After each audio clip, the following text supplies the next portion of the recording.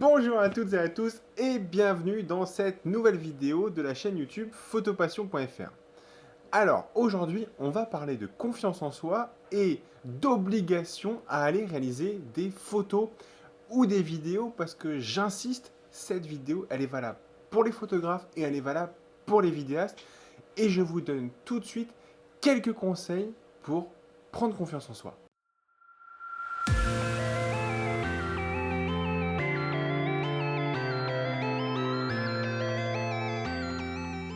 Cette vidéo, elle a pour origine une discussion avec nos amis, avec Céline et moi, des amis qui pratiquent la photo occasionnellement, c'est juste un loisir. Et malheureusement, notre ami nous a dit gentiment qu'il souhaitait arrêter la photo parce qu'on ne comprenait pas pourquoi on voyait plus de photos de lui. Arrêter la photo parce que il n'y arrivait pas ou il estimait tout simplement ne pas réussir à avoir la qualité qu'il voulait. À ça, s'en est suivi une grande discussion pendant à peu près 2-3 heures, voire tout l'heure du repas, sur l'intérêt de continuer à faire des photos et tout simplement l'intérêt de continuer à capter l'image. Parce que le premier exemple que je peux vous donner, c'est aussi valable pour moi que pour Céline, c'est qu'au début, quand on a commencé la photographie, et entre ce qu'on voulait avoir et la résultante, c'est-à-dire ce qu'on avait dans notre logiciel de traitement qui était Lightroom, d'accord, était complètement à la ramasse. Donc faut pas hésiter, il faut faire tuer cette chose-là, c'est-à-dire dire je fais plus de photos parce que le rendu n'est pas celui que j'attends. Il va vous en falloir 300, 400, voire 1000 photos avant d'arriver à être confort et à être à l'aise dans l'utilisation de votre matériel et la réalisation de la technique pour réaliser une photo ou une vidéo.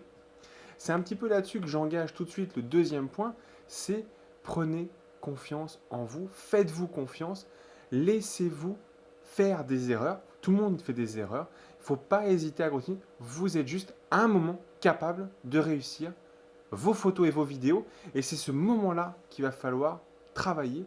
Et vous allez voir que ce sera de plus en plus régulier d'avoir la photo qui vous plaît. Troisième point, c'est sortez de votre zone de confort. C'est-à-dire qu'on a toujours l'habitude de faire toujours les mêmes photos. On dit qu'on est très bon en portrait, on est très bon en macro, on est très bon en paysage, c'est très bien. Maintenant, il faut être aussi polyvalent. Il ne faut pas s'interdire de faire du paysage quand on adore la macro. Il ne faut pas s'interdire de faire de la macro quand on adore le paysage. Bref, il faut oser sortir de sa zone de confort.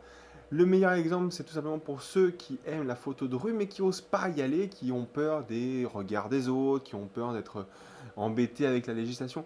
Arrêtez avec tout ça, vous posez pas trop de questions, faites de la photo, faites de l'image, c'est ce qu'il y a de plus agréable.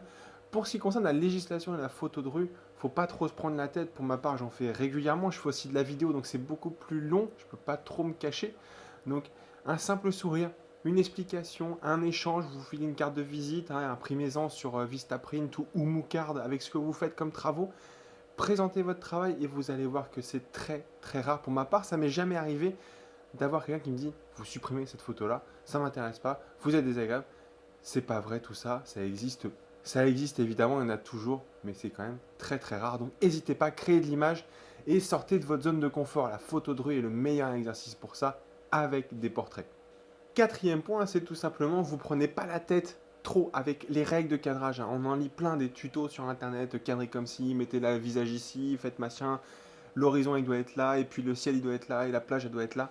Faites des photos qui, pour commencer, vous parlent, vous font plaisir.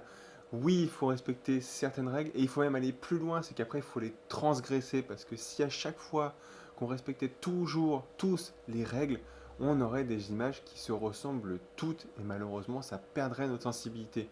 Donc n'hésitez pas, hein. Moi j'ai fait du penché pendant très longtemps, on s'éduque maintenant à ne plus faire de penché. N'hésitez pas, vous avez un beau sujet, vous avez le droit de le centrer, c'est pas parce qu'on vous a dit qu'il fallait qu'il soit en haut à gauche qu'il faut respecter impérativement cette règle-là.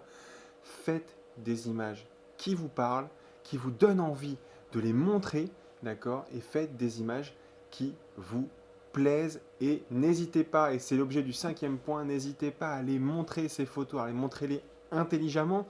Montrez pas une photo brute de capteur si vous avez shooté en RAW ou sans traitement. Travaillez votre photo quand vous êtes fier d'un cliché, travaillez-le sous Lightroom ou un DxO, n'importe quel logiciel de traitement. Vous la travaillez, vous la postez sur un forum et vous prenez que les critiques constructives. Les mecs ou les nanas qui vous laissent une phrase et demie en disant ta photo elle est nulle parce que c'est pas cadré comme il faut, celui-là c'est très simple, vous le supprimez ce commentaire de votre tête, vous prenez des commentaires construits, avec 5, 6 lignes, quelqu'un qui vous explique pourquoi il n'aurait pas fait comme ça, c'est pas mal comme idée. Laissez-vous guider par ceux qui ont déjà de l'expérience, mais vous ne laissez pas guider par ce qu'on appelle les haters, ceux qui de toute façon sont jaloux de l'image que vous avez faite et vont tout faire pour la critiquer de façon non constructive. Encore aujourd'hui, d'accord? Et c'est normal, on critique mes vidéos, on critique mes photos, j'accepte la critique, je la prends, d'accord? Je peux passer des heures avec un client quand on doit régler certaines choses, mais ne prenez pas en compte les commentaires des gens qui vous laissent en une ligne, votre photo, elle est pourrie. Ça, c'est poubelle et on ne garde que les bons commentaires, hein. Les bons forums, bah, ça va être Nikon Passion, ça va être Virus Photo. Il y a d'autres forums qui existent. Là, je donne mes deux compères de l'Agora du net. Mais n'hésitez pas à partager vos photos et vous n'écoutez que les commentaires constructifs. Voilà pour cette petite vidéo, un petit peu de confiance en soi, de prise de conscience de ce qu'on peut faire autrement quand on a envie d'arrêter la photo, hein. Vraiment, il ne faut jamais arrêter et la photo et la vidéo.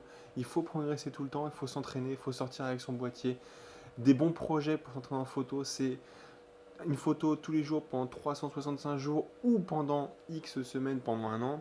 Pour les vidéas, ça va plutôt être 1 seconde par jour pendant 365 jours. Ça donne un montage génial à la fin. On en parlera très bientôt sur la chaîne YouTube. Mais en attendant, faites-vous plaisir, faites de l'image. Et vous avez le droit de partager cette vidéo sur les réseaux sociaux comme Facebook, Twitter, Instagram, Pinterest, bref, tout ce que vous voulez. On est partout. Et je vous donne rendez-vous à très bientôt pour d'autres vidéos.